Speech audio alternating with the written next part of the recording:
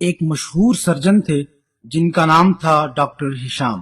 وہ جلدی سے ہوائی اڈے پر پہنچے تاکہ ایک بین الاقوامی علمی کانفرنس میں شرکت کر سکیں، جس میں انہیں میڈیکل کی فیلڈ میں حاصل ہونے والی اہم کامیابیوں پر اعزازات سے نوازا جانا تھا۔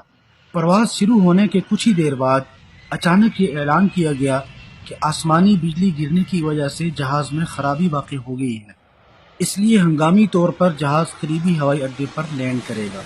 ڈاکٹر نے ہوائی اڈے پر انفارمیشن آفیسر سے بات کرتے ہوئے کہا، میں ایک انٹرنیشنل ڈاکٹر ہوں، میرا ہر منٹ لوگوں کی جانوں کے برابر ہے، اور آپ یہ چاہتے ہیں کہ میں 16 گھنٹے جہاز کے انتظار میں بیٹھا رہوں؟ آفیسر نے جواب دیا، جناب والا، اگر آپ کو اتنی ہی جلدی ہے تو آپ رینٹ پر گاڑی لے لیں، یہاں سے آگے آپ کو گاڑی پر 3 گھنٹے ہی لگیں گے۔ ڈاکٹر ہشام اس پر راضی ہو گئے اور گاڑی رینٹ پر لے کر روانہ ہو گئے۔ اچانک موسم تبدیل ہو گیا اور موسلادھار بارش شروع ہو گئی۔ ان کے لیے سامنے دیکھنا بھی مشکل ہو گیا، مگر وہ چلتے رہے۔ 2 گھنٹے گزرنے کے بعد انہیں یقین ہو گیا کہ وہ راستہ بھٹک چکے اور تھکاوٹ بھی محسوس ہوئی۔ قریب ہی ایک چھوٹا سا گھر نظر آیا، اس کے سامنے ہی گاڑی کھڑی کر دی اور دروازہ کھٹکھٹایا۔ اندر سے ایک بوڑھی عورت کی آواز آئی، آپ جو کوئی بھی ہے اندر آ جائے، دروازہ کھلا ہوا ہے۔ وہ اندر داخل ہوئے اور بوڑھی عورت سے اس کا فون استعمال کرنے کی اجازت چاہی۔ بوڑھیا ہنسی اور کہنے لگی، کیسا فون بیٹا؟ کیا تمہیں نہیں پتا تم کہاں ہو؟ یہاں نہ بجلی ہے نہ ٹیلی فون، لیکن تم بیٹھو اور ذرا آرام کرو، ایک کپ گرما گرم چائے پی لو، کھانا بھی پڑا ہوا ہے وہ بھی کھا لو تاکہ تمہاری جان میں جان آ جائے۔ ڈاکٹر ہشام نے بڑھیا کا شکریہ ادا کیا اور کھانا کھانے لگے، جبکہ بڑھیا نماز اور دعا میں مشغول ہو گئی۔ اچانک ڈاکٹر صاحب کی نظر ایک چھوٹے بچے پر پڑی جو بڑھیا کے قریب چارپائی پر بے سود پڑا سو رہا تھا، اور وہ بڑھیا ہر 2 نمازوں کے درمیان اسے ہلاتی۔ بوڑھی عورت کافی دیر نماز اور دعا میں مشغول رہی۔ یہ سب دیکھ کر ڈاکٹر صاحب یہ کہتے ہوئے اس کی طرف متوجہ ہوئے، خدا کی قسم، آپ کی مہمان نوازی اور کریمانہ اخلاق نے مجھے شرمندہ کر دیا ہے، اور اللہ سے امید ہے کہ وہ آپ کی دعائیں قبول کرے گا انشاءاللہ۔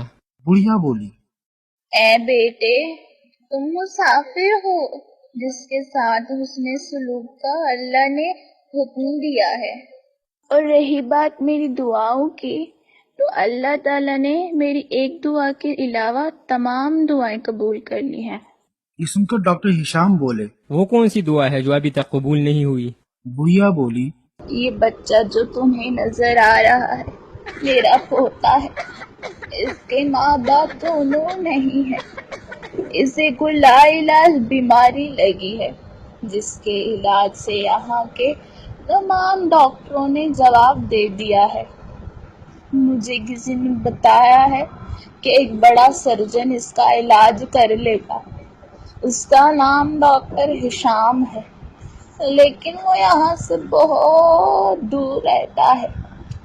مجھ میں اتنی طاقت نہیں کہ اس بچے کو اس کے پاس لے جا سکوں، اور مجھے ڈر ہے کہ کہیں یہ بیچارہ جان سے ہاتھ ہی نہ دھو بیٹھے، اس لیے میں نے اللہ سے دعا کی ہے کہ میرا معاملہ آسان کر دے۔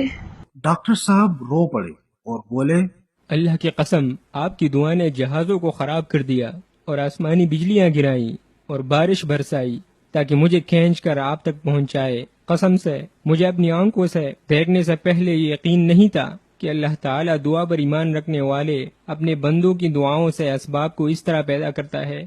جب اسباب ختم ہو جاتے ہیں تو زمین و آسمان کے خالق کی طرف رجوع کے سوا کوئی راستہ باقی نہیں بچتا۔ وَإِذَا سَأَلَكَ عِبَادِي